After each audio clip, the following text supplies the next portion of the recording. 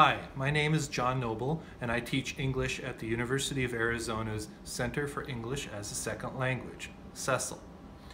I'm going to introduce myself using these note cards.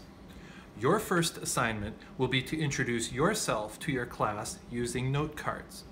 Using note cards is a good way to give a presentation because it allows you to stay organized throughout your presentation, and it allows you to maintain eye contact with your audience because you can just write down keywords that you can glance at on the note cards.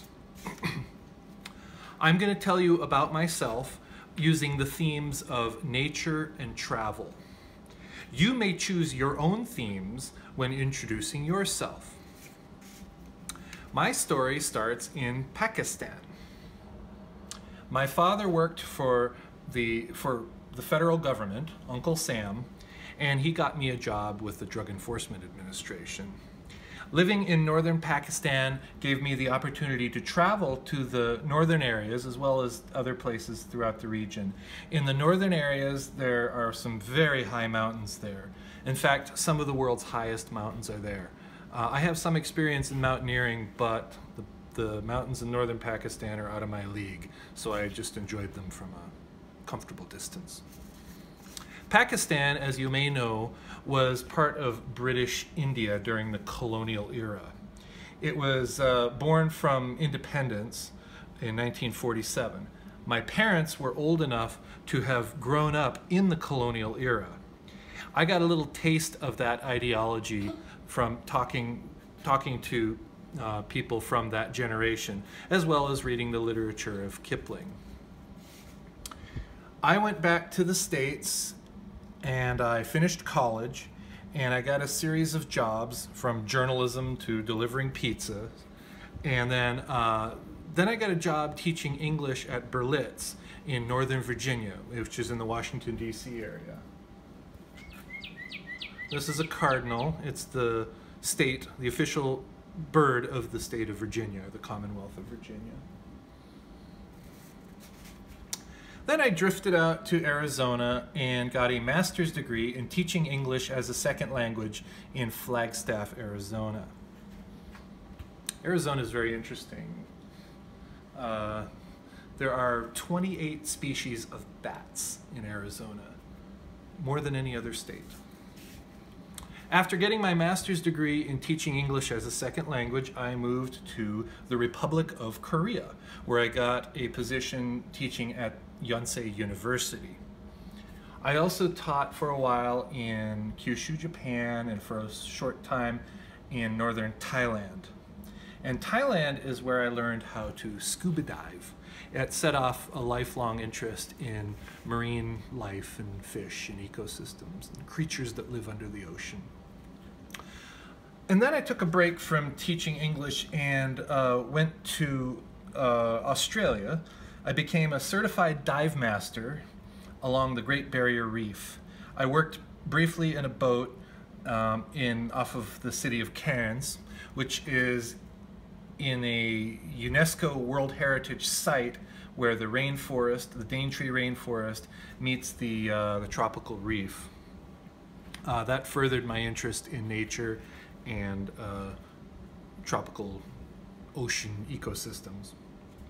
And I've had a lifetime of adventures in scuba diving throughout the world. I moved to Ecuador, which is a naturalist's paradise. Along the west, there are tropical dry forests, and then of course there's the Andes Mountains, and in the east is the Amazon River Basin. And of course, Ecuador also owns the Galapagos Islands, which has a high degree of endemic flora and fauna. And of course, that's also where Charles Darwin developed his theory of natural selection and evolution. So Ecuador was just a wonderful nature place. I now live in Tucson, Arizona, where I teach at the University of Arizona. Southern Arizona, where Tucson is also ecologically fascinating. There are sky islands there, which are isolated mountain ranges surrounded by lowland desert, and that has increased the biodiversity in these areas. It's also close to Mexico, We're only about an hour away by road. While here at the University of Arizona at Cecil, I've had the opportunity, well, Cecil sent me to Colombia, Barranquilla, to do teacher training there. Colombia, by the way, is the #1 country in the world for birding, more bird species there than anywhere. And Cecil also sent me to Guangzhou, China, which is not good for wildlife, but I did get the opportunity to go birding in a wetland nearby called Nansa Sudi Gongyan. And then also while here at the University of Arizona, I've had State Department grants. I went to train teachers in Libya while Gaddafi was still in charge. And a couple years later, I went to Croatia on another State Department grant to train teachers in Zagreb and in Split. I went to Vietnam on a Fulbright specialist grant. Southern Vietnam here is the Mekong Delta. I was in a remote part of the Mekong Delta, and I did have the opportunity to go to Cat Tien National Park, which is a rich biodiverse area. I spent a couple of days in the forest riding a bike and walking and seeing the birds and the animals that live there. It was fascinating. Back in Tucson here, I continue to go hiking in on the weekends in the Sky Islands and to observe snakes and birds and other creatures. Okay. I went to the Kinabatangan River last summer, which is in the island of Borneo, and there was an amazing amount of birds, and I saw wild orangutans. I also went to Kan Krachan National Park, which is in Thailand, where I saw no fewer than 5 species of snakes in one day. That's a record for me. Fantastic. Awesome. Also, when I was in Indonesia, I went to, last summer I went to Sulawesi, and that's an island here, and I went diving in the Lembeh Strait, which is one of the best places in the world for scuba diving. Also on the island of Sulawesi, I had the opportunity to see wild tarsiers.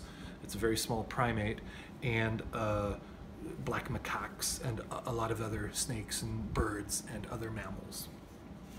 Okay. This summer I plan to visit Sri Lanka, and I'm going to go on a tour of the national parks there as an eco-tourist. I may also go scuba diving along the East Coast. So all in all, I have worked on 6 continents, and the only continent I have never worked in is Antarctica. So I'm wondering if there may be a group of international researchers who are stationed there who might be interested in brushing up on their English skills. If so, let me know.